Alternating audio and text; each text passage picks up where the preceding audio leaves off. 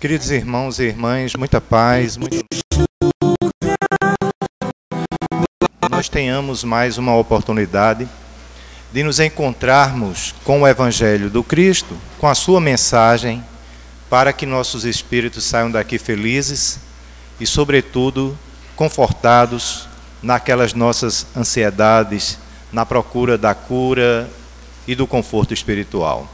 O tema de hoje é um convite a uma reflexão muito importante a respeito de um sentimento que acompanha todos os indivíduos, a tristeza. A tristeza é uma doença da alma? E a nossa proposta, ao refletir sobre isso, também é desperte o seu espírito e seja feliz.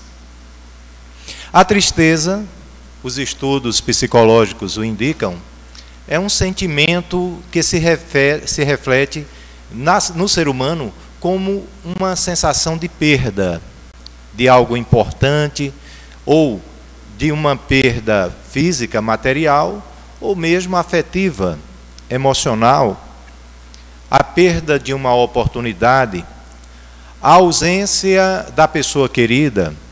Existem diversas causas, diversas motivações que nos levam a sentir a tristeza.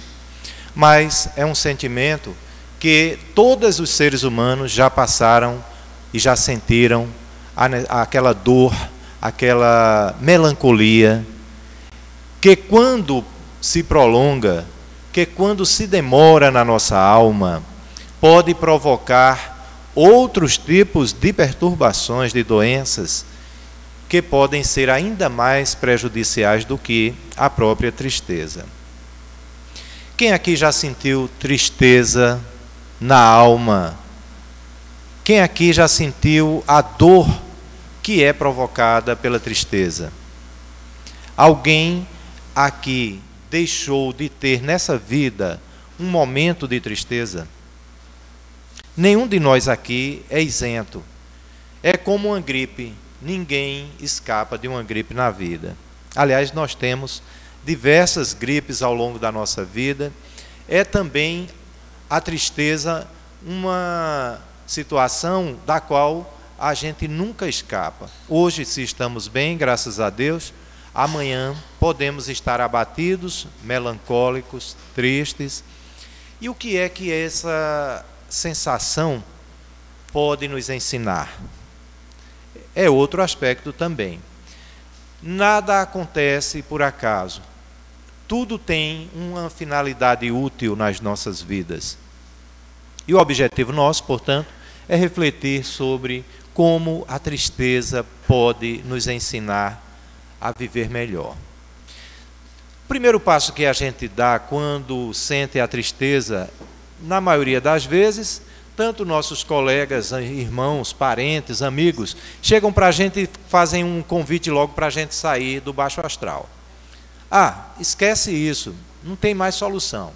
Vamos logo sair, vamos a uma praia, vamos a uma festa, vamos nos divertir e vamos deixar a tristeza de lado.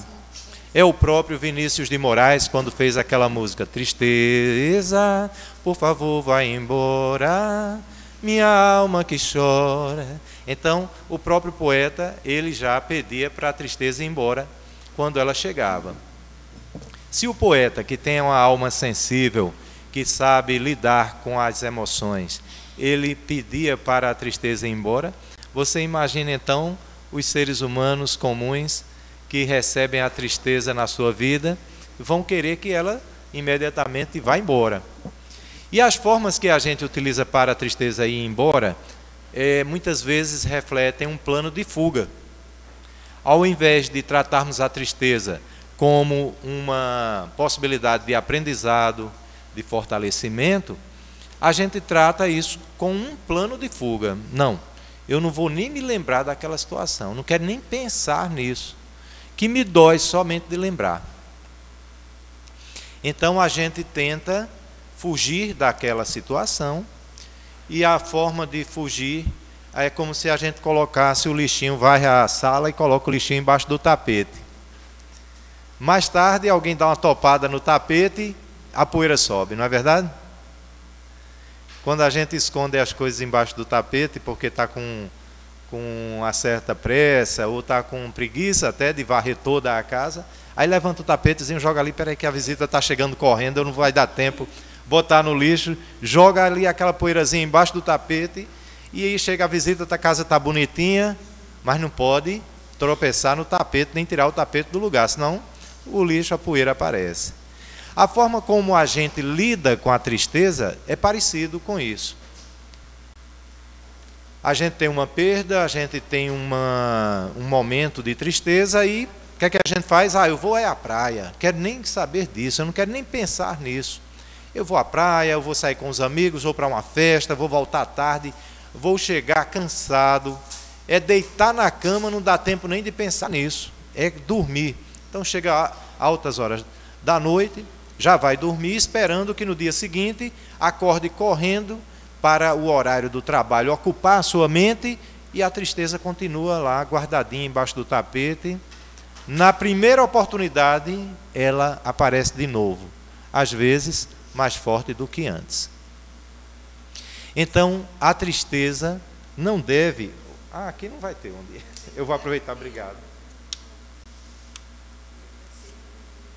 Eu vou deixar aqui. Então, a gente trata a tristeza como aquela dona de casa ou aquele dono de casa que é apressado, varre rapidinho, joga embaixo do tapete ou no quarto, varre para debaixo da cama. Vocês já tentaram brincar de esconde-esconde e entrar debaixo de uma cama dessa? Às vezes os meninos, a gente está brincando com os filhos e tal, aí vamos brincar de esconde-esconde. Aí você, quando se joga embaixo da cama, é teia de aranha, é roupa suja, é sapato que estava furado e jogou lá também porque não queria nem guardar. Aí quando você sai, parece uma assombração, né? Com as teias de aranha no rosto e tal. Então a gente também muitas vezes guarda esses sentimentos como alguém imprudente, imprevidente, que não quer ter o trabalho de fazer a faxina completa. Aí pega a tristeza, a melancolia, pega a frustração, pega tudo isso e vai guardando lá embaixo do tapete da alma, e quando menos espera, é surpreendido pela tristeza de volta. E quando ela volta dessa maneira, ela vem com mais força, ela vai doer mais. Uma das coisas que a gente precisa entender é distinguir a tristeza saudade da tristeza dolorosa, da tristeza comum, das perdas. Então, lá no Evangelho segundo o Espiritismo, aqui está o S, mas é ESE, no capítulo 5º, no item 25, há a seguinte mensagem: sabeis porque, às vezes, uma vaga tristeza se apodera dos vossos corações e vos leva a considerar amarga a vida? Sabeis por quê? Quem fez assim olhou para si, sabe por que essa tristeza vem? Já identificou? Saudade que não consegue identificar as razões. Uma das explicações espíritas é a seguinte: essa tristeza que se transforma em saudade, muitas vezes é a nossa lembrança de vidas anteriores, lembrança até do mundo espiritual. A gente vem para a Terra por meio da reencarnação, e o que acontece? A vida aqui pode ser mais dolorosa, mais sofrida, desafiando ainda mais as nossas forças. E aí a gente fica com saudade daquela existência passada, do mundo espiritual, onde a gente tem uma qualidade de vida melhor. Essa sensação de uma saudade, do ponto de vista espírita, a gente pode explicar pela saudade de outras vidas, da morada que a gente teve em outros planetas. Por exemplo, há um livro que conta a história dos exilados de Capela. Quem já leu o livro vai lembrar que é uma história muito interessante a respeito dos espíritos que vieram do planeta Capela, quando ele alcançou um nível de evolução que exigia um pouco mais de maturidade espiritual moral. Os espíritos que não puderam continuar habitando o planeta Capela tiveram a oportunidade de reencarnar na Terra para continuar o seu progresso, a sua evolução e poder no futuro retornar ao seu planeta de origem. O próprio Cristo, Jesus, recebeu aqueles espíritos no mundo espiritual, prometendo a eles que teriam na Terra a oportunidade da redenção espiritual. E esses espíritos ficaram no mundo espiritual aguardando a oportunidade de reencarnação e foram reencarnando à medida que as possibilidades foram permitindo. E ao reencarnarem, eles já registravam aquela saudade do planeta Capela onde moravam. Então, isto explica esta sensação de coração apertado, ver uma vida amarga, sofrida, porque a saudade de onde eles moravam, o planeta lá tinha uma melhor qualidade de vida. É o equivalente, o que aconteceu com os capelinos, é o equivalente ao que poderia acontecer conosco agora, a gente sair da nossa rotina atual e voltar à idade antiga, né? Lá no Egito, no meio daquele deserto, na África, no Brasil de 1500, imaginem, sem meios de transporte, de comunicação, sem a qualidade de vida que se tem hoje, era mesmo que ir trabalhar numa pedreira sem marreta e sem luva. Então, aqueles espíritos, sim, tinham essa sensação de saudade, de dor, de amargor, porque eles não podiam mais reencarnar em Capela. Mesmo não sendo capelinos, muitos de nós reencarnamos e reencarnamos sob condições difíceis que são piores do que a vida anterior que a gente teve, ou piores do que nossa situação no mundo espiritual. E aí a gente tem uma sensação de que, poxa, a situação piorou, não é? É como alguém que perde o emprego, fica desempregado, como alguém que perde renda, como alguém que perdeu a casa. E aí, morando sob condições difíceis, insalubres, não é? Ele vai sentir saudade do tempo que tinha a sua casa, do tempo que tinha o seu emprego, do tempo que tinha uma renda melhor, porque tudo fica mais difícil. Essa é a tristeza, saudade que o Espiritismo explica. Mas tem também a tristeza comum, a tristeza motivada pela perda, pela dor afetiva, por exemplo, quando uma pessoa ama muito a outro e, por qualquer motivo, o relacionamento se acaba. Então, a criatura vai chorar as dores da perda afetiva. E chora muito. Dizem que a dor que mais dói é a dor da paixão.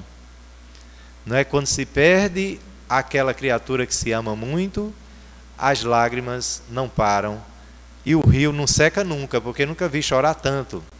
É uma fonte infinita de lágrimas. Então a dor que mais dói é a dor do coração apaixonado. É uma tristeza, não tem quem não perceba, não é? Em casa, na escola, no trabalho, onde a pessoa tiver, a expressão do rosto dela diz tudo.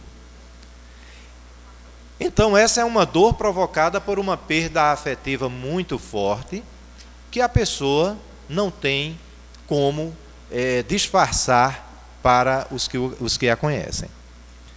Essa tristeza, ela vem da seguinte situação também. O espírito François de Geneve, em uma página ditada provavelmente em algum grupo espírita bordelense, em Bordeaux, França, ele se dedica a caracterizar a melancolia, delineando as marcas que deixa na alma, sua causa espiritual, e apresenta também estratégias de superação desse sentimento, concitando ou convidando o portador ao uso enérgico da vontade para escapar do estado de prostração que a melancolia, a tristeza, deixa naquela alma que cultiva. Olha só, se a gente não tiver a coragem de enfrentar a nossa tristeza, o que é que a gente vai fazer? Aí tem um outro poeta que diz: para curar um grande amor, somente um novo amor.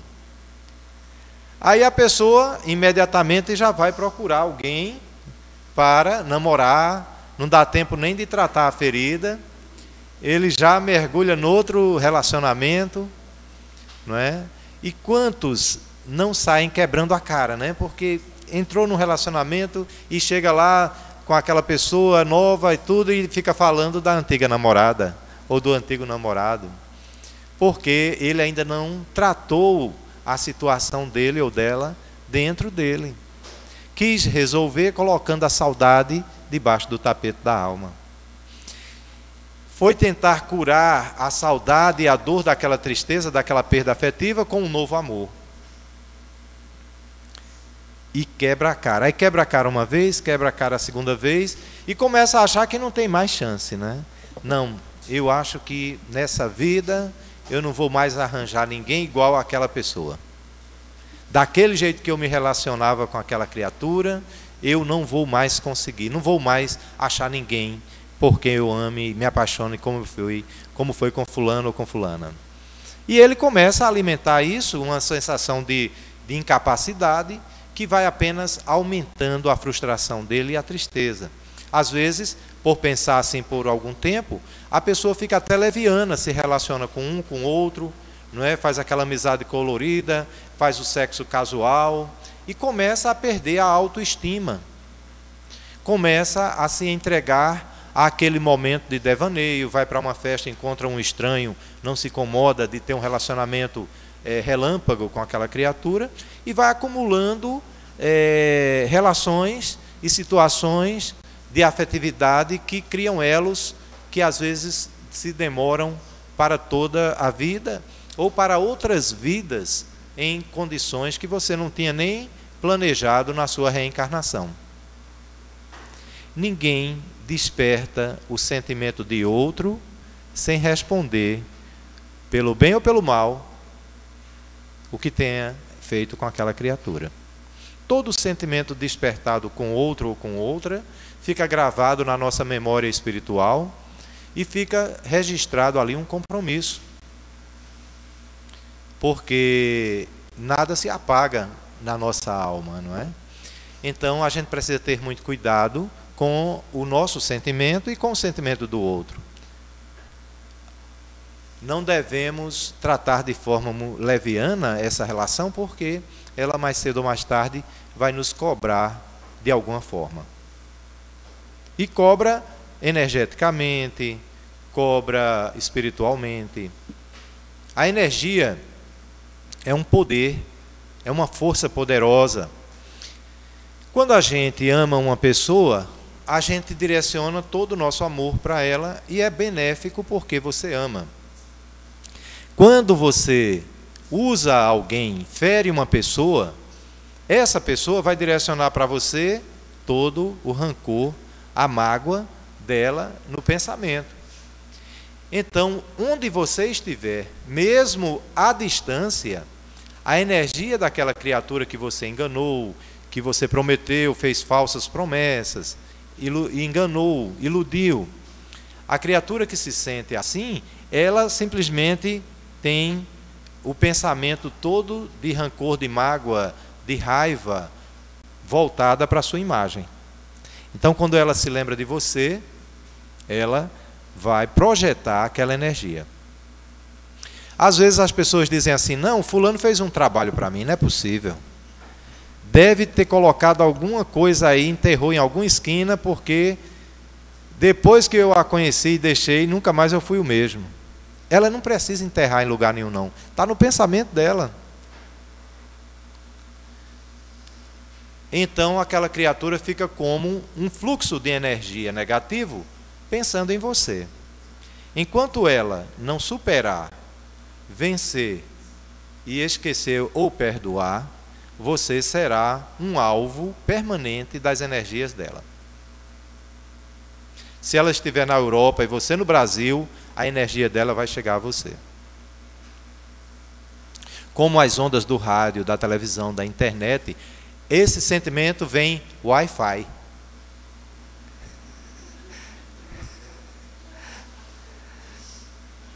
Então você não escapa. Onde você estiver, as correntes, as energias estão ali sintonizando. A sua anteninha está piscando e a da outra também jogando a energia. Não tem erro. Também quando a gente namora, quando a gente se apaixona, quando a gente ama, aquele bom sentimento vem Wi-Fi. A gente está em casa e, puxa vida, eu não paro de pensar em fulano. E o outro lá na casa dele, eu não paro de pensar em cicrana. Porque as anteninhas estão jogando boas energias. Aí quando se encontra na rua, mas não sei o que foi isso. Eu sabia, seu nome estava na minha boca direto, no meu pensamento, porque eles estavam trocando energias mesmo à distância. E aí quando a pessoa bate na porta, Ave Maria, caiu um garfo, caiu uma colher, caiu uma... Não tem nada a ver, é o pensamento que estava ligado. Não tinha o que fazer porque a energia já tinha chegado antes de você aparecer de corpo e alma na frente lá da casa, não é? Da mesma forma os sentimentos de raiva, de rancor. Então a tristeza, ela vai ter um poder negativo dentro da pessoa e vai gerar uma energia negativa projetando, quando é uma perda afetiva, vai projetar no outro a culpa daquela tristeza. Então a pessoa fica, mas ele fez isso, ela fez isso, me traiu, me enganou, me deixou.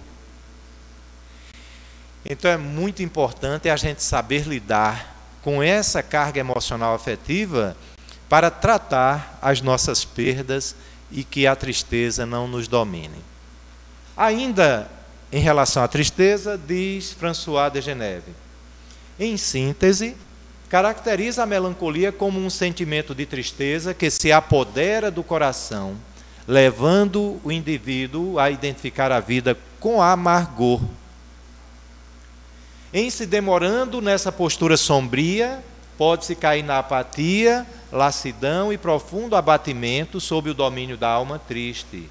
Nessa condição, julgamo-nos por demais infelizes. A tristeza vai chegando, vai dominando a pessoa, e é normal a gente se sentir triste alguma vez, algum momento, mas a gente precisa ter o cuidado de não deixar a tristeza guardada muito tempo embaixo do tapete da nossa alma. Nós vamos aqui, até o final do nosso encontro, conversarmos sobre as estratégias de superação da tristeza, da melancolia. Como lidar com esse sentimento que é inerente, que é próprio do ser humano.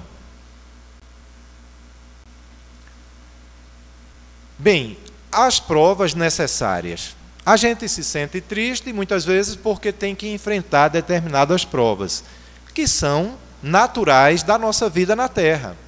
Por exemplo, a criança que a gente acorda às 6 horas da manhã, dá um banho, escova o dente, escola. Como é que ela se sente? Ela se sente bem de acordar cedo?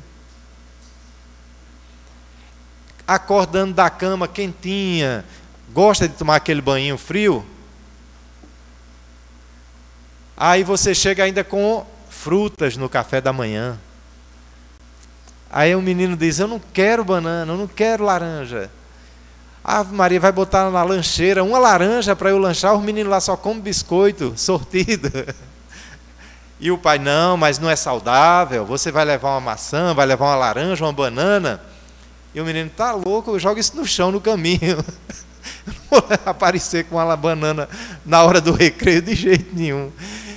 Então, é a reação a uma situação que às vezes o pai impõe, e é natural, para quê? Porque é necessário estudar, ele tem que acordar, tem que estar higienizado, tem que ir para a escola limpo, tem que chegar na hora. E a gente vai deixar de fazer isso porque a criança não quer, porque ela esperneou, porque ela chorou, porque ela reclamou. Qual o pai que ama o seu filho, a sua filha, vai deixar de mandar ele para a escola? Porque ele não quer ir, ou porque ele acha que é ruim, ou porque ele chorou de manhã? Nenhum da gente, não é verdade? Pode-se até negociar um dia que a situação esteja um tanto complicada e tal, mas de rotina não. Então, nós também, adultos, temos provas necessárias ao nosso existir, que a gente vai chorar, a gente vai reclamar, a gente vai achar que Deus foi injusto, a gente vai achar que a natureza castigou, que algum urubu sobrevoou a área da minha cabeça em determinado momento. E as pessoas saem atribuindo azar ao seu existir, mas a verdade é que a gente também, como as crianças, às vezes não queremos acordar para ir para o trabalho. Não dá tempo nem tomar banho, pega a roupa, a camisa de ontem que estava em cima da cadeira e chega lá, acabando com o clima, o clima do ar-condicionado, porque não está bem cheiroso, né? Aquele colega que não tem aquela higiene pessoal mais bem cuidada. E aí a gente tem também a obrigação de trabalhar, de cumprir hora, de cuidar da higiene pessoal, de se alimentar na hora certa, de comer. Quer coisa mais difícil do que a gente fazer regime? E regime é ruim dos dois jeitos. Tem gente que não engorda, não conquista peso de jeito nenhum. Come tudo, de tudo e é magrinho. Tem gente que não pode comer um biscoito, que o peso vai lá para cima. Aí tem gente que quer fazer regime para emagrecer e tem gente que quer fazer regime para engordar. E os dois vivem naquela luta, mas é o quê? Uma prova necessária. A gente não vai escapar dessas provas, porque são elas que nos testam a persistência, a perseverança, o equilíbrio emocional, espiritual. As nossas energias estão sendo trabalhadas ali, porque tudo isso para a gente educar a nossa própria alma. E nada disso, por que é que eu sou magro demais? Por que é que eu sou gordo demais? Por que eu sou feio? Por que eu sou bonito? Porque meu cabelo é todo lisinho. Eu queria dar um permanente aqui para encaracolar, aí o outro que é encaracolado quer dar um permanente para alisar. Então, as pessoas encontram problemas naquilo que é a solução para os outros. Tem gente que procura o cabeleireiro para alisar o cabelo, deixar ele bem lisinho, estirado. Tem gente que tem o cabelo bem estiradinho, bonitinho, como o outro gosta, mas vai lá no cabeleireiro para colocar umas mechas, encaracolar. É chateado porque o cabelo vive caindo no olho e ele não consegue segurar o cabelo na cabeça. Então vejam que não há uma situação ideal nesse aspecto. Cada pessoa, de acordo com suas necessidades, vai avançar e vai encontrar o seu caminho. Agora, tem provas necessárias e tem expiações. Vocês já sabem fazer a diferença entre elas? Já sabem a diferença entre provas e expiações?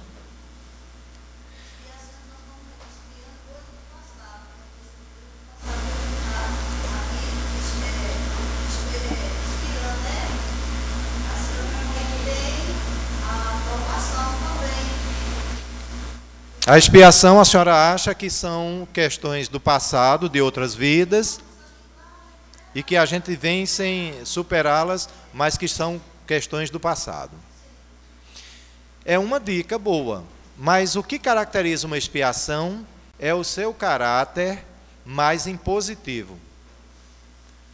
Então, quando você vem com uma expiação, você não tem muitas oportunidades de escapar dela. Você vem com aquela expiação por um determinado tempo. Então tem gente que vem por uma vida toda. Por exemplo, quando alguém comete toma alguma decisão ou sofre algum impacto muito sério na sua estrutura perispiritual mental, ele pode nascer sem a mão, sem o pé, com um problema de hidrocefalia, né, que a mente, o cérebro não se desenvolve e o espírito não consegue se comunicar. O mal de Alzheimer, por exemplo, nas pessoas mais idosas, que elas simplesmente vão desligando a alma do corpo. O processo do Alzheimer, o espírito quer até falar, ele está consciente do outro lado, mas o corpo não obedece mais os seus comandos. Então você se imagine, você vendo, ouvindo, com toda a sua capacidade como espírito, e você olha para o seu corpo, dá um comando e ele não consegue expressar o seu comando. Isso é uma expiação, porque você não tem como tratar e curar isso. Você vai desencarnar com esse mal. O câncer, não é? São doenças que começam a surgir de forma mais impositiva, quando ela não tem cura, ou quando atinge gravemente a sua mecânica do corpo. Alguém que é um paraplégico, perdeu uma parte do corpo. Aí o que é que se consegue com a ciência? Vamos repor, vamos botar um braço biônico, uma perna biônica, vamos botar uma prótese. Não é? Hoje você consegue, a ciência consegue colocar prótese de orelha, de nariz, não é? De dente, de perna, de braço. Quase tudo hoje se consegue colocar uma prótese. Não vai ficar 100%, é claro, vai ter as suas dificuldades, mas a gente já tem atletas aí nas Olimpíadas, Paralimpíadas, né? Paralimpíadas, que eles correm, nadam, jogam, fazem quase tudo que é possível um ser humano que nasceu com o corpo totalmente perfeito, e eles conseguem competir da mesma forma. No futuro teremos um corpo quase biônico e somente o cérebro da pessoa humano. Já pensaram? O Robocop agora, que é o filme que está passando aí, apesar de toda aquela violência, ele traz uma notícia muito boa, que é a possibilidade de um ser humano ter o corpo todo biônico e ele somente, sua alma, funcionando através da mente e do cérebro que ficou intacto. Aí liga aquele corpo biônico ao cérebro e ele funciona normalmente. Será esse o futuro da humanidade? O casamento entre a máquina e o ser humano? Aí eu pergunto a vocês, para aqueles que acham essa ideia muito estranha, qual a diferença para nosso espírito de ter um corpo biônico ou um corpo de carne? Se a gente não é o corpo de carne, nem é o corpo biônico, a gente é o espírito que anima esse corpo. Não faz diferença, não é verdade? Se colocarem, tirarem todo o meu corpo, deixarem o cérebro encaixado em um corpo biônico, eu vou vir aqui fazer a palestra do mesmo jeito que eu estou fazendo agora. Porque o corpo biônico vai funcionar igual que funciona meu corpo de carne e osso, peles e dos órgãos. Não é verdade? Então, as expiações também podem ser superadas se você entender o processo que está acontecendo. Mas a expiação depende muito de sua resignação. A aprovação é diferente por quê? Porque é uma prova. E numa prova você pode tirar de 1 a 10. Na aprovação, o teste aparece na sua vida e você decide como vai se conduzir. É totalmente livre para escolher a questão, o caminho. Na expiação, você já nasce com aquela questão bem definida. Na aprovação, você escolhe. Você vai andando na rua, aí vem uma provocação, vem um grito. Você pode reagir gritando, pode silenciar e prosseguir. Isso foi uma prova. Você vinha caminhando lá e um ladrão agrediu você, jogou no chão, pegou a carteira. Você vai se levantar, agredir o ladrão, atirar nele, ou vai deixar que ele leve sua carteira, ou vai esperar pacientemente, identificar ele e entregá-lo à polícia. Como você vai reagir? Isso é provação. Eu estou em casa, meu irmão vive gritando e não me deixa dormir, como é que eu vou reagir? Vou lá e dou umas tapas, vou lá e grito com ele também, vou lá e peço a ele, por favor, amanhã eu vou acordar cedo, preciso que você me ajude, senão eu não consigo dormir com esses gritos. Vou fazer um acordo com ele? Como é que eu vou reagir? Provação. Na expiação, você já nasce com o problema definido. Na aprovação, vem o teste e vai ver como você reage. Ok? Quando a gente não reage bem no teste, na prova, a gente pode ocasionar frustração, tristeza, falta de realização dos nossos objetivos reencarnatórios. enfim, a gente vai ter a oportunidade também de conhecer, porque a gente tem a liberdade de agir. A liberdade de agir diz respeito às nossas escolhas. Mesmo na expiação, que você, supondo que nasça sem os braços, como tem crianças que nascem sem os braços, como é que ela vai reagir? Vai se revoltar? Vai se rebelar? Vai se suicidar? Vai achar que a vida não vale nada? Ou ela vai usar os pés para lavar os pratos, para dirigir, como a gente vê pessoas que agem assim? Mesmo na expiação, há liberdade de agir. Há liberdade de você reagir da forma melhor possível ou da forma pior possível. Qual é a sua escolha? E a superação? Quem supera, vence a prova e vence a expiação.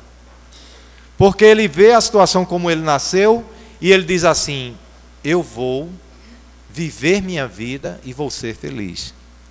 Tem um rapaz, acho que é um americano, que ele nasceu sem os braços e sem as pernas. É um lourinho, acho que vocês já viram ele na internet. Não é? Ele hoje faz palestras sobre motivação, superação, mergulha na piscina, nada, faz palestras, faz eventos. Mas quando ele nasceu, imaginem os pais como reagiram ao verem um filho sem os 2 braços e sem as 2 pernas. Então, é prova para os pais, expiação para o filho também. E é uma expiação, uma prova, Reinaldo, por favor, aqui. Então, se a gente reage bem, a gente foi bem na prova, foi bem no teste, foi bem tanto seja uma aprovação, seja uma expiação. De forma que nós podemos sempre escolher e superar ou se deixar abater e vencer pela nossa prova. E às vezes é uma prova física, que é a falta de um órgão, de um membro do corpo, e às vezes é uma deficiência de aprendizagem. Aquela pessoa que vai assistir aula, o professor fala, ela está ali atenta, feito uma coruja, não pisca o olho. Aí quando termina a aula, você chega para ele, e aí, como é que foi? Falou sobre o quê? Eu não sei.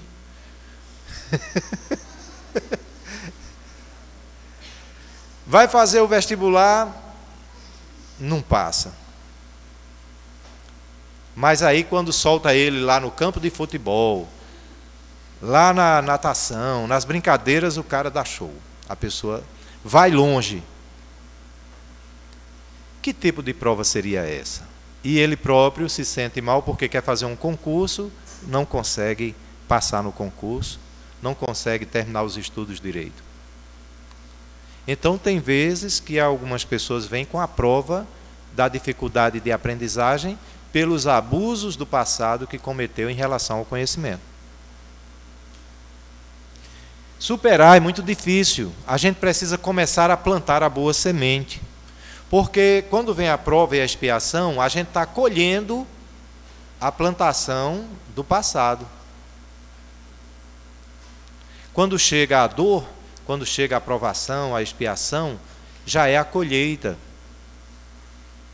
A semeadura é livre, mas a colheita é obrigatória. Então, a gente colhe o que plantou.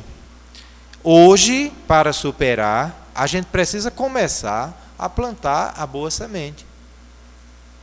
Sem plantar a boa semente, nunca teremos boa colheita. E é muito simples. André Luiz conta no livro Libertação o caso de um espírito obsessor que atuava sobre o órgão cardíaco de uma pessoa encarnada. Ele foi colocado ali pelos seus líderes obsessores das trevas para prejudicar aquele ser humano, motivado por uma vingança, um desejo mal contra aquela criatura. E ele era aquele hipnotizador espiritual que ele ficava mirando o órgão cardíaco da pessoa e atuando diretamente sobre ele, até adoecê-lo, provocar uma obsessão, a partir da obsessão, provocar pelo prolongamento daquela obsessão, provocar um mal físico diretamente no coração, um ataque cardíaco e o desencarne daquela criatura. Então, André Luiz, acompanhando uma equipe socorrista no mundo espiritual, do nosso lar, se dirige àquele ser humano e identifica o obsessor hipnotizador, magnetizando o centro cardíaco daquela criatura, e começam a doutrinar ele, a esclarecer, a evangelizar, a mostrar a ele outras alternativas. E aí diz: não, mas você mesmo, quando ele se convence do mal que ele está fazendo, e ele se pergunta: mas e agora, o que eu faço para ajudar?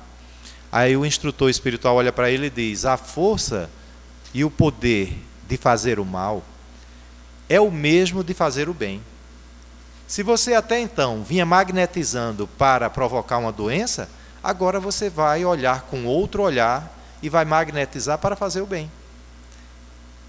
Então, o poder de nossa energia tanto pode ser voltado para o mal como para o bem. Na hora que ele se esclareceu, depois de um bom tempo da equipe socorrista atuando com ele, que ele se convenceu que poderia fazer o bem, ele começa a usar o poder magnético dele para promover o bem-estar daquela criatura.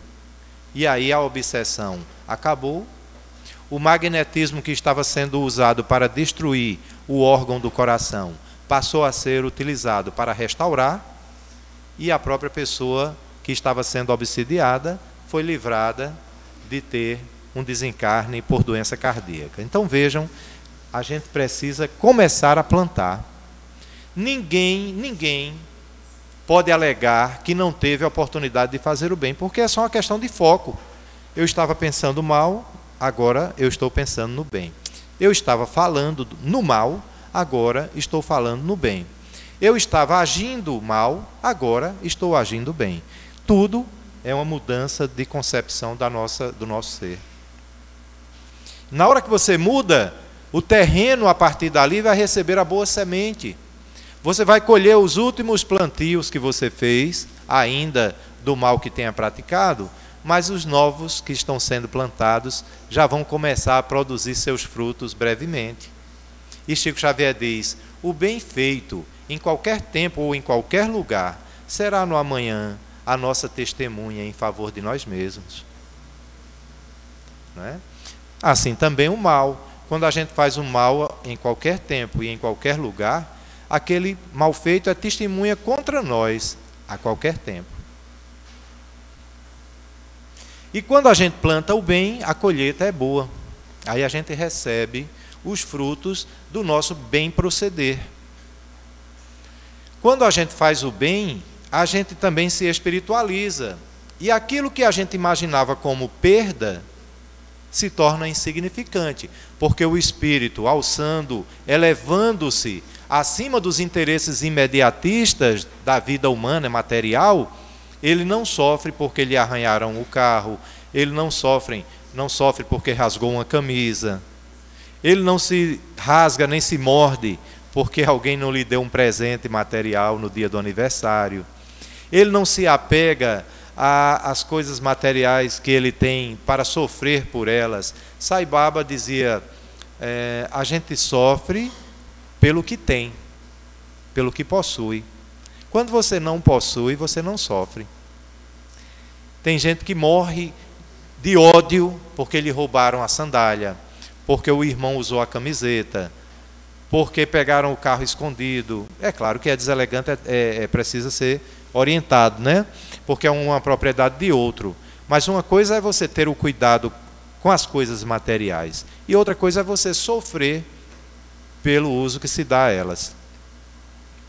Então, aquilo que a gente possui nos causa dor e sofrimento.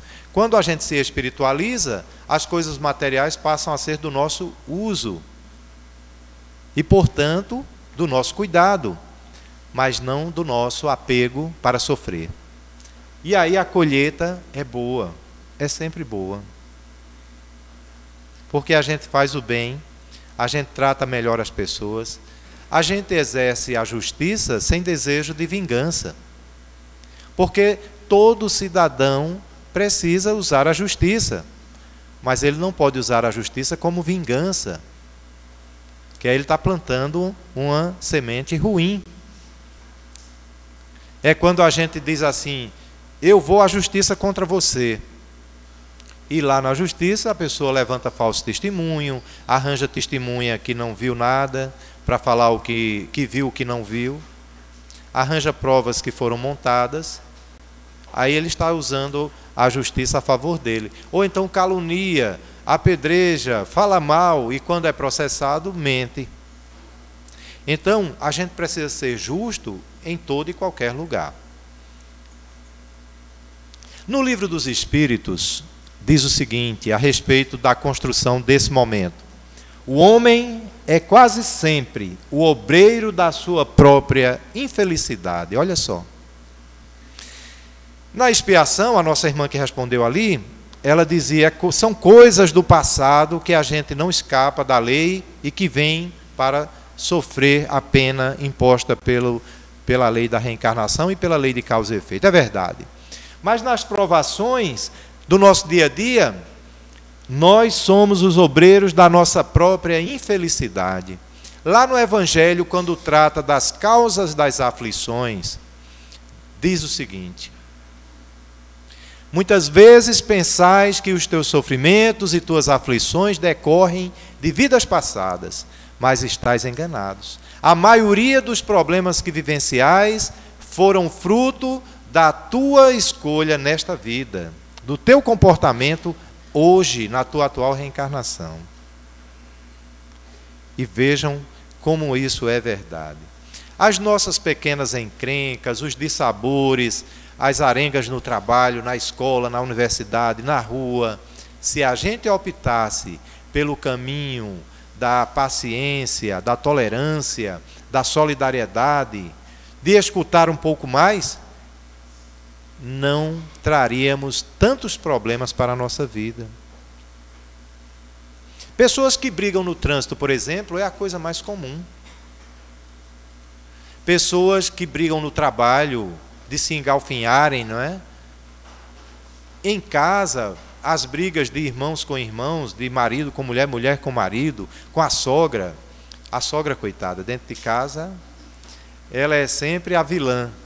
Mas será que nós estamos fazendo também a nossa parte?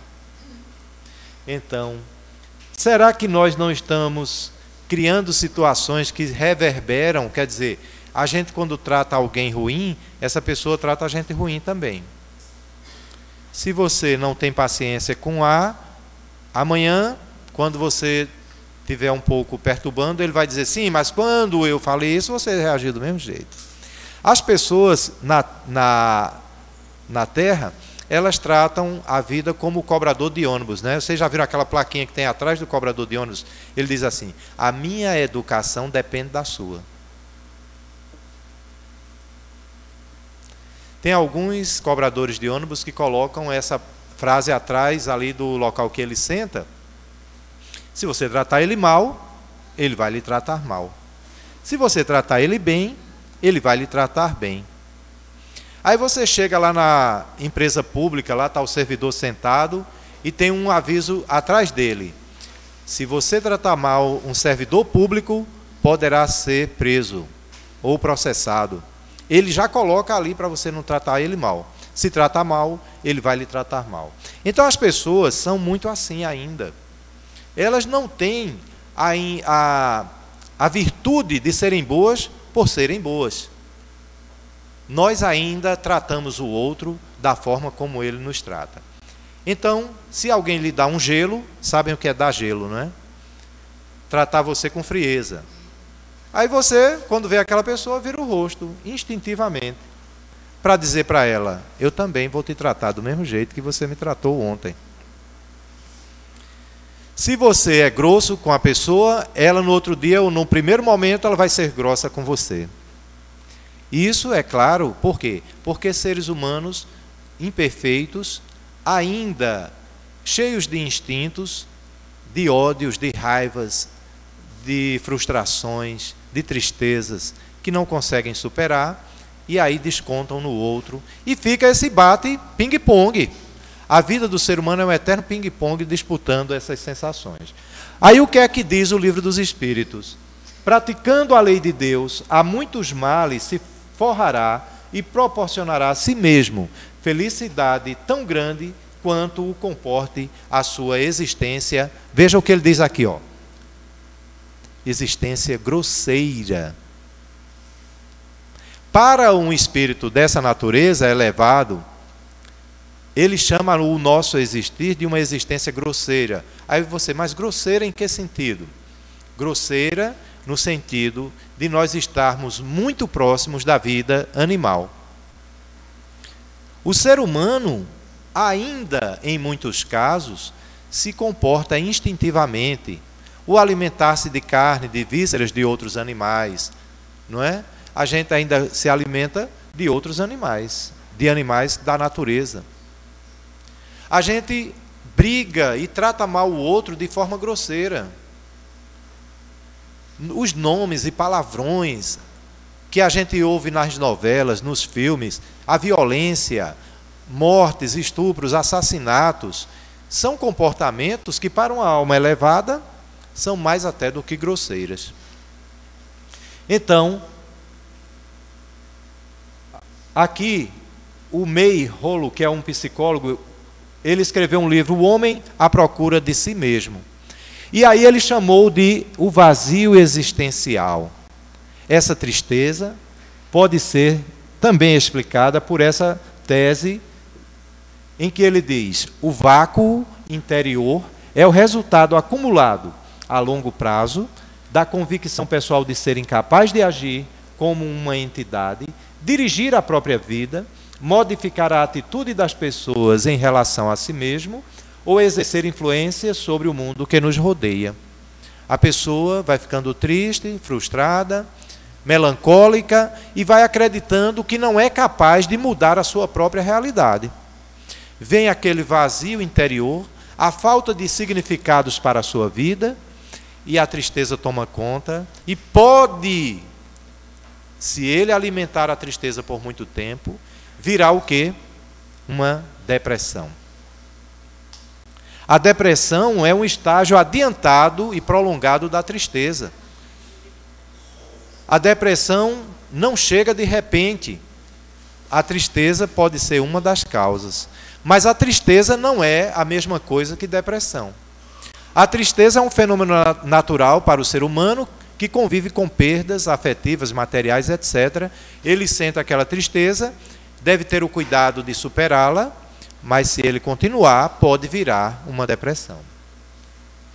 E aí, superando a tristeza, algumas estratégias para que a alma supere a tristeza comum, a partir da reflexão proposta no Evangelho segundo o Espiritismo, pela comunicação do Espírito François de Geneve. Ele diz, a primeira, resistência enérgica às impressões que nos enfraquecem a vontade. Resistência enérgica, quando vier aquela sensação de que você não é capaz, de que você foi enganado, de que você perdeu, reagir energicamente, identificar a causa da tristeza, entender aquilo que aconteceu, avaliar por que você se deixou envolver naquela situação, para que você tenha uma atitude coerente com aquela situação. Não jogue nada embaixo do tapete, encare de frente, assuma o compromisso de se autoavaliar e assuma o compromisso de reagir com energia àquelas impressões. Não se deixe enfraquecer. Na letra B, considerando os ensinamentos dos espíritos superiores registrados por Kardec, aguardar com paciência o retorno para a vida espiritual que um dia virá inevitavelmente. Às vezes as pessoas, pela tristeza, pela depressão, pela frustração, querem cometer o suicídio. Eu vou me adiantar, eu já não tenho mais o que fazer aqui. Que história! Nós temos muito o que fazer aqui. Isso lembra também pessoas que têm medo de se aposentar. Elas dizem, se eu me aposentar, vou fazer o quê? Minha gente, não falta... Somente aqui na casa da vovozinha, se os aposentados viessem trabalhar aqui, trabalhava 24 horas por dia, ainda tinha o que fazer. Aí, continuando na letra C, ter em vista a nossa missão na presente reencarnação, seja na família ou cumprindo as diversas obrigações que Deus nos confiou.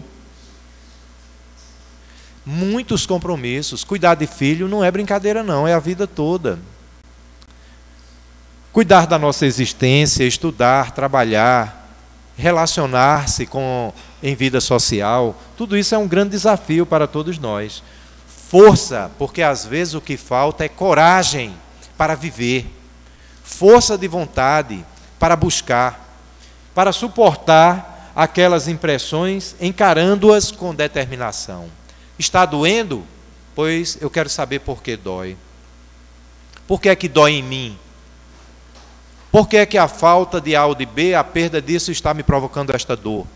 Como eu posso me fortalecer para não me deixar vencer por isso? Lembrando sempre, como diz Chico, embora ninguém possa voltar atrás e fazer um novo começo, qualquer um pode começar agora e fazer um novo fim. Então, a tristeza precisa de toda essa estratégia, dessa coragem, dessa força de vontade, de lembrar que sempre há um recomeço e que a gente pode construir uma vida diferente de tudo que já vivemos. Uma vida melhor, mais serena e mais feliz. Desperte o seu espírito para essas mensagens de luz e seja feliz. Que Deus nos abençoe.